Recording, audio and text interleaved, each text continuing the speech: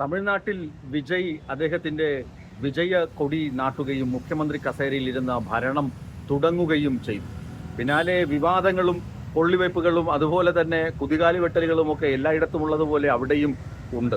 എങ്ങനെയെങ്കിലും ആ ഭരണം 5 വർഷം നന്നായി പോകട്ടെ എന്ന് ആശംസിച്ചുകൊണ്ട് കേരളത്തിലേക്ക് നമ്മൾ മടങ്ങിയെത്തി നോക്കുകയാണെങ്കിൽ ഹൈക്കമാൻഡിലെ മൗനം, വി.ഡി. സതീശൻ്റെയും രമേശ് ചെന്നിത്തലയുടെയും കെ.സി. വേണുഗോപാലിൻ്റെ മുഖങ്ങളിൽ തെളിയുന്ന ഗർഭ മൗനം, ഇതൊക്കെ വളരെ നാണക്കേട് ഉണ്ടാക്കുന്നുണ്ട്. കെ.സിയെ മുഖ്യമന്ത്രിയായി അവരോധിക്കുക എന്നതാണ് രാഹുൽ ഗാന്ധിയുടെ മുഖ്യ അജണ്ടകളിലൊന്ന്. കാരണം കെ.സി. വേണുഗോപാലിനെ രാഹുൽ ഗാന്ധിക്ക് വ്യക്തമായി അടുത്ത് അറിയാം. കെ.സി. വേണുഗോപാൽ കേരളം ഭരിക്കാൻ വന്നു കഴിഞ്ഞാൽ കേരളത്തിലെ കോൺഗ്രസ് കെട്ടുറപ്പുള്ളതാകും. മറിച്ച് വി.ഡി. സതീശനാണ് മുഖ്യമന്ത്രി കസേര നൽകുന്നതെങ്കിൽ, വി.ഡി. സതീശനെയാണ് മുഖ്യമന്ത്രിയായി അവരോധിക്കുന്നതെങ്കിൽ കേരളത്തിലെ കോൺഗ്രസ് അധപതനത്തിലേക്ക് പോകും എന്നതിൽ യാതൊരു തർക്കവുമില്ല എന്ന് ഹൈക്കമാൻഡിലെ രാഹുൽ ഗാന്ധിക്കും മല്ലികാർജുൻ ഖാർഗെയ്ക്കും അതുപോലെ തന്നെ സോണിയാഗാന്ധിക്കും എന്തിന് ഇങ്ങ് കേരളത്തിൽ എ.കെ. ആന്റണിക്കും അറിയാവുന്നതാണ്. കാരണം കെ.സി. വേണുഗോപാൽ ഇപ്പോൾ തന്നെ ചാർട്ടേഡ് വിമാനം പിടിച്ച് NDA നേതാവിനൊപ്പം അദാനി ഗ്രൂപ്പിൻ്റെ MD ഒക്കെ പോയി കണ്ടിരുന്നു.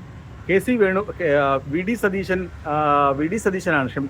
സതീശൻ ഇങ്ങനെ അദാനി ഗ്രൂപ്പ് അതുപോലെ തന്നെ വലിയ മറ്റ് ഈ പാർട്ടിക്ക് നിരക്കാത്ത, പാർട്ടി ഹൈക്കമാൻഡ് രാഹുൽ ഗാന്ധിയും സോണിയാഗാന്ധിയും ഒക്കെ എതിർക്കുന്ന ചില ചേരികളിലേക്ക് വി.ഡി. സതീശൻ വല വീശിയിട്ടുണ്ട്. വി.ഡി. സതീശന് ബാന്ധവമുണ്ട്, ബന്ധുത്വമുണ്ട്.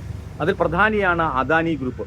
അതുപോലെ തന്നെ വി.ഡി. സതീശൻ്റെ ഇലക്ഷൻ ഫണ്ട്, വി.ഡി. സതീശന് വേണ്ടി സോഷ്യൽ മീഡിയ കൈകാര്യം ചെയ്യുന്നവർ, വി.ഡി. സതീശന് വേണ്ടി PR ചെയ്യുന്നവരൊക്കെ പാർട്ടിക്ക് അപ്പുറമുള്ളതാണ്. കനകോലുവിനെ പോലും ഒരു ഘട്ടത്തിൽ ഇലക്ഷൻ സമയത്ത്, ഇലക്ഷന് മുമ്പൊക്കെ തൃശങ്കുവിൽ നിർത്തിയ ആക്രമണങ്ങൾ വി.ഡി. സതീശൻ നടത്തിയിരുന്നു. കാരണം കനകോലുവിൻ്റെ റിപ്പോർട്ടുകൾക്കും ദീപാദാസ് മുൻഷിയുടെ റിപ്പോർട്ടുകൾക്കുമൊക്കെ പുല്ലുവില നൽകിക്കൊണ്ട് സതീശൻ മുന്നോട്ട് പോയിരുന്നു. അങ്ങനെ സതീശന് ഹൈക്കമാൻഡിനകത്ത് ഒരു അതൃപ്തിയുണ്ട്. ഒരു നല്ല മുഖമല്ല ഹൈക്കമാൻഡ് സതീശനിൽ കാണുന്നത്. സതീശൻ ഒരു കാപട്യക്കാരനാണ്. ഒന്നാമത് സംഘപരിവാറുകാരനാണ്. കാക്കി നിക്കറും വെള്ള ഷർട്ടുമൊക്കെ ഇട്ട് സംഘപരിവാർ നൃത്തം കളിക്കുന്ന സതീശനെ ഒന്നും കേരളം മറന്നുപോയിട്ടില്ല, കോൺഗ്രസ്സുകാരും മറന്നുപോയിട്ടില്ല.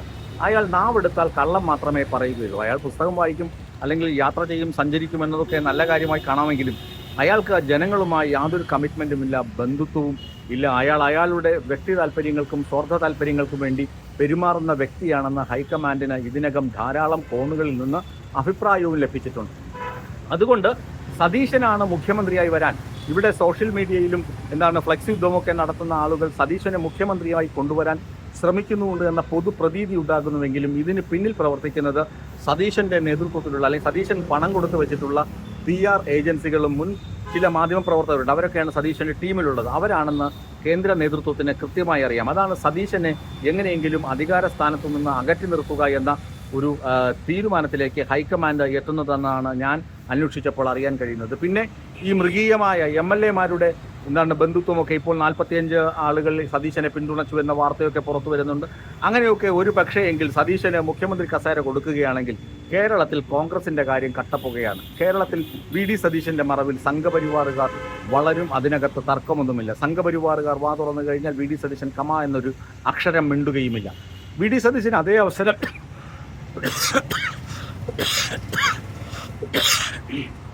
വി.ഡി. സതീശൻ അതേ അവസരം തന്നെ മുഖ്യമന്ത്രി ആയിരുന്ന പിണറായി വിജയനെ ഈ സംഘപരിവാർ ബന്ധുത്വം പറഞ്ഞ് അധിക്ഷേപിക്കാൻ ശ്രമിച്ചിരുന്നു. ഞങ്ങളാണ് യഥാർത്ഥ ഇടതുപക്ഷമെന്ന് വാതോരാതെ വാചകമടിച്ചിരുന്നു. ഇതൊക്കെ കപടനാട്യങ്ങളായിരുന്നു. പിണറായി വിജയനെക്കുറിച്ച് അറിയുകയാണെങ്കിൽ 1970-കളിൽ തുടങ്ങി ഈ 2026-ലും സംഘപരിവാർ അജണ്ടയ്ക്കെതിരെ അതിശക്തമായി പോരാടുന്ന കേരളത്തിലെ കമ്മ്യൂണിസ്റ്റ് നേതാവാണ് പിണറായി വിജയനെന്ന് തർക്കമില്ലാതെ തന്നെ ചരിത്രം രേഖപ്പെടുത്തി വച്ചിട്ടുണ്ട്. വി.ഡി. സതീശൻ അങ്ങനെയല്ല. വി.ഡി. സതീശൻ സവർക്കറുടെയും അവരുടെയൊക്കെ ചിത്രങ്ങൾക്ക് മുമ്പിൽ വിളക്ക് കത്തിക്കുകയും മുട്ടുകുത്തി നിൽക്കുകയും തലവണങ്ങുകയും ചെയ്യുന്ന വ്യക്തിയാണ്. 4 വോട്ടിന് വേണ്ടി എന്ത് തെമ്മാടിത്തരവും കാണിക്കാൻ മടിയില്ലാത്ത സതീശനെ അധികാരത്തിൽ നിന്ന് മാറ്റി നിർത്തുക എന്നതാണ് ഹൈക്കമാൻഡിൻ്റെ തീരുമാനം. ഒന്നുകിൽ കെ.സി. വേണുഗോപാൽ അല്ലെങ്കിൽ രമേശ് ചെന്നിത്തല എന്ന ഫോർമുലയിലാണ് ഹൈക്കമാൻഡ് ഇപ്പോൾ നിൽക്കുന്നത്. ഇനി കഷ്ടകാലത്തിന് വി.ഡി. സതീശനെ നിശ്ചയിക്കേണ്ടി വന്നു കഴിഞ്ഞാൽ കേരളത്തിൽ കോൺഗ്രസിൻ്റെ കാര്യം കട്ടപ്പുകയാണ്. ഇക്കുറി 3 സീറ്റ് നേടിയ BJP അടുത്ത തവണത്തെ ഇലക്ഷനിൽ ഒരുപക്ഷെ 330 ആകാനുള്ള സാധ്യതയും തള്ളിക്കളയാനാകില്ല എന്ന കണക്കുകൂട്ടലിലാണ് രാഹുൽ ഗാന്ധിയും ക്യാമ്പും.